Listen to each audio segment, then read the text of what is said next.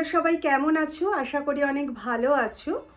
আগের দিনের ভিডিওতে তোমাদের সাথে শেয়ার করেছিলাম আমরা ব্যাঙ্গালোরের জয়নগরে গেছিলাম। 3টে দোকানে সেদিনকে আমরা ভিজিট করেছিলাম এবং প্রতিটা দোকানেরই শাড়ির কালেকশন ভীষণ ভালো ছিল, যেটা আমি আগের দিনের ভিডিওতেই তোমাদেরকে বলেছিলাম। আর মুগ্ধা বলে যে দোকানটায় গেছিলাম সেখানে আমাদের কিছু সুতির শাড়ি দেখিয়েছিল, পোচামপল্লি বলছিল, এমনি কাঞ্জিভারামও দেখিয়েছিল। আর পোচামপল্লিটা আমাদের ভীষণ ভাল লেগেছে। অনেক শাড়ি দেখিয়েছিল, আমি ভিডিওর মধ্যে তোমাদের দেখিয়েছি।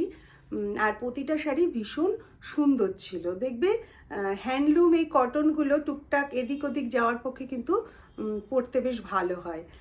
আর প্রতিটা শাড়ি গায়ে দিয়ে দেখছি, যেটা গায়ে দিচ্ছি সেটাই ভীষণ সুন্দর লাগছে, মনে হচ্ছে যেন সব কটাই নিয়ে নিই। তো কয়েকটা শাড়ি সেদিন আমরা নিয়েছি, আর দামগুলোও কিন্তু বেশ ঠিকঠাকই মনে হয়েছে। চলো তোমাদেরকে দেখাই সেদিন আমরা কি কি শাড়ি নিলাম। তো এই শাড়িগুলো সেদিন আমরা নিয়েছি, তো তোমাদেরকে একটা একটা করে দেখাচ্ছি।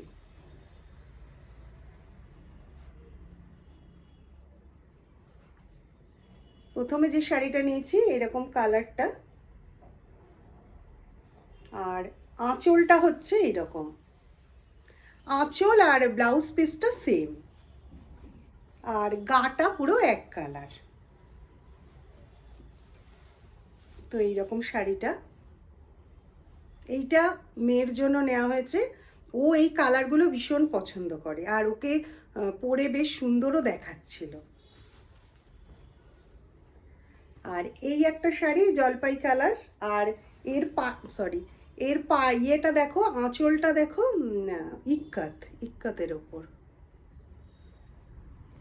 আর এইটা আর আগে যেটা দেখালাম এই দুটোই সেম, পাটটাও এরকম গোল্ডেন। একটু গায়ে দিয়ে দেখাচ্ছি।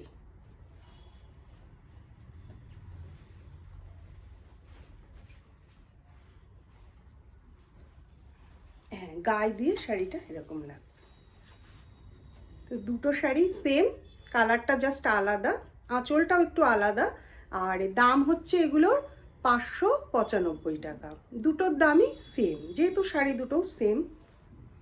আর ভীষণ হালকা, একদম গায়ে দিয়ে মনেই হচ্ছে না, মানে শাড়িটা এত হালকা, গায়ে দিয়ে খুব আরাম হচ্ছে অ্যাকচুয়ালি। আর তারপরে এই শাড়িটা নেওয়া হয়েছে, এগুলোর যেমন গাটা একদম প্লেন, তবে এটার গাটা হচ্ছে প্রিন্ট। পুরো শাড়িটা একই রকম, এবং এটার ব্লাউজ পিসটাও কিন্তু এরকম সেম, শাড়িটার মতোই, শাড়িটা যেরকম ব্লাউজ পিসটাও এরকম সেম। আর আঁচলটা হচ্ছে এইরকম।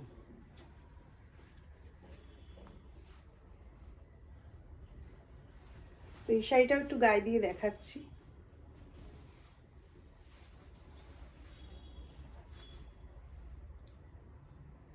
আমার তো মনে হচ্ছে খুব সুন্দর লাগছে, তোমরাও কমেন্ট করে বলো। আর এইটার মতোই আর একটাও নিয়েছি, একই মানে কালারটা জাস্ট আলাদা, শাড়ি দুটো সেম। এটা হচ্ছে এই কালারটা, আর এটারও আঁচলটা এরকম সেমই ওইটার মতো। এই কালারটাও ভীষণ ভালো লাগছে।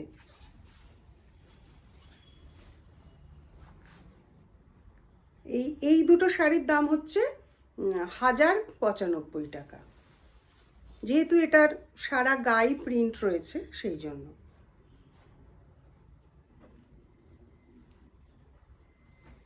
আর তারপরে নেওয়া হচ্ছে এই শাড়িটা, এই শাড়িটাও মেয়েরই নিয়েছে।